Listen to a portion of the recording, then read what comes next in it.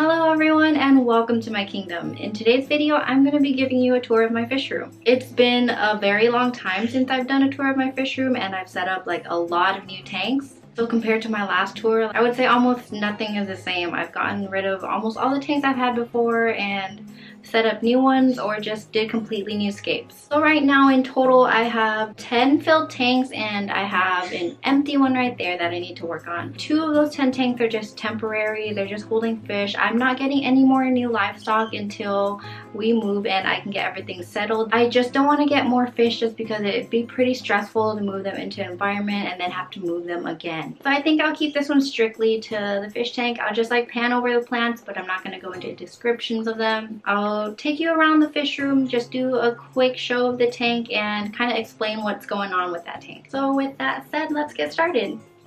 So just starting from this side of the room and then making my way around. This right here is my nano macroalgae reef jar.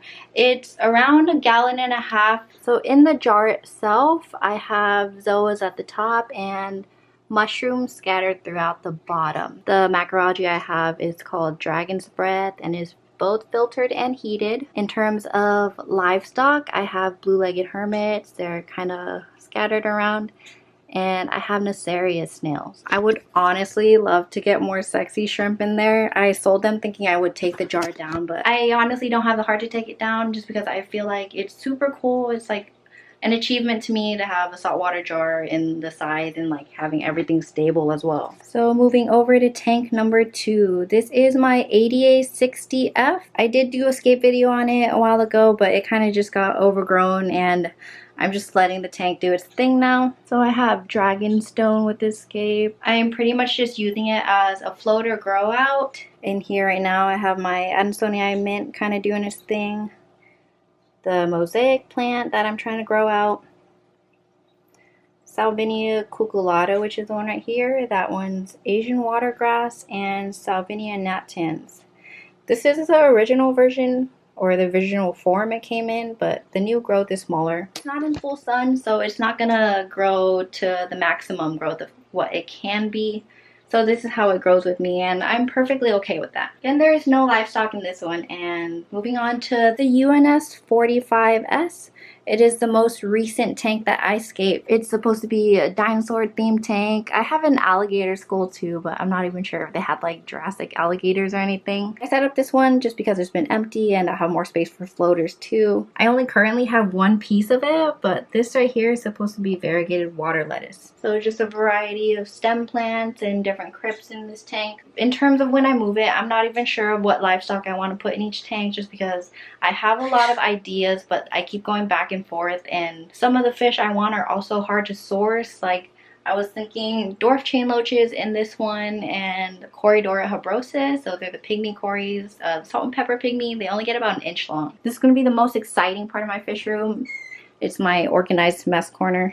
I just pretty much throw all my equipment in a corner. At least it's like contained in one spot. I have lighting and a bunch of pothos, or that's just one pothos. I have my golden pothos in that corner, and then these are my temporary tanks. I've pretty much just used this one as a shrimp cold tank. The low grade ones go in there, and then I have some of the fish from my old tank. I took some time to sit down because it's 95 degrees today, and I'm like, I know you can't see it, but I feel moist. So pretty much like with temperature in this room, it's always hotter than it feels outside because I have a window that just beams light into the whole room. Especially with all the tanks evaporating, it just feels like Hawaii in here. Guest appearance by Cinnabon.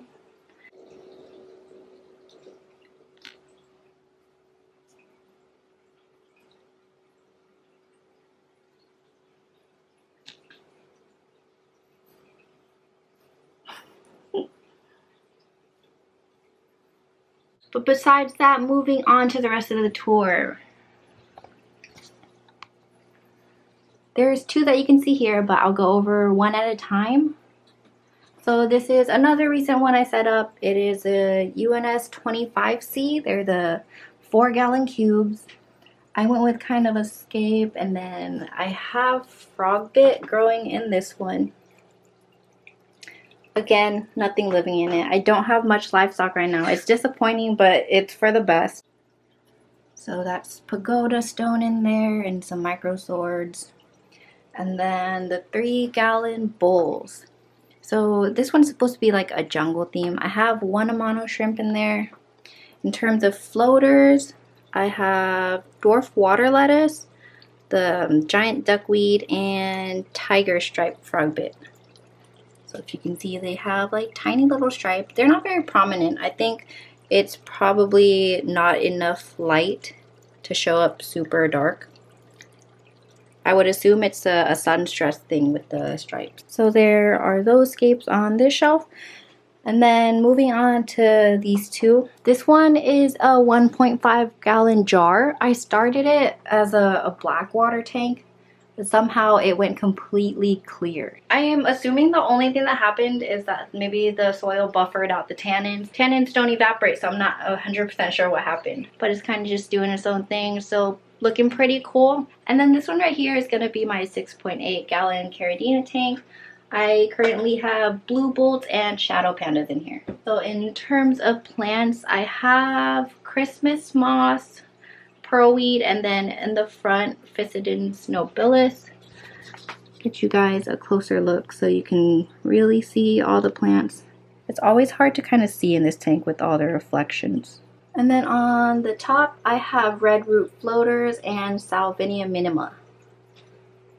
And I just fed this tank. This is supposed to be my fire red shrimp, but I got an orange mix in there, and then I still have to cull some of the other shrimp. Blue petrified wood, just some more Christmas moss, I think.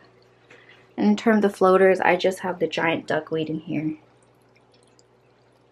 And I just fed them so you guys have a view on everyone. And then the empty tank, it's the same as the UNS-25C. Again, I'm not sure if I'm going to keep it. For some reason, I've been super picky with my tanks, and I've been like kind of really liking the bowls. So I'm debating if I want to try and wait and find another bowl or just go with that one. And then I have some plants at the top here as well. Also plants on this rack. And then I have some bins to grow out some floaters. And back to where we started. I think that pretty much completes a quick tour. Just for reference, it's not like a huge room. This room is basically an 8x8 square. I've tried to utilize the space the best I could while also keeping it manageable and aesthetic. So my number one thing with that is don't try to squeeze in as many tanks as you can just because you want to. It turns into a job very fast. If you don't love the scape, take it down. There's nothing that feels more like work than taking care of something that you don't love and you're not passionate about. And I think that's gonna wrap everything up. If you guys did enjoy the video, please don't forget to like, comment, and subscribe. In the comments below, let me know which one was your favorite tank and we can talk about it. And until next time, bye everyone.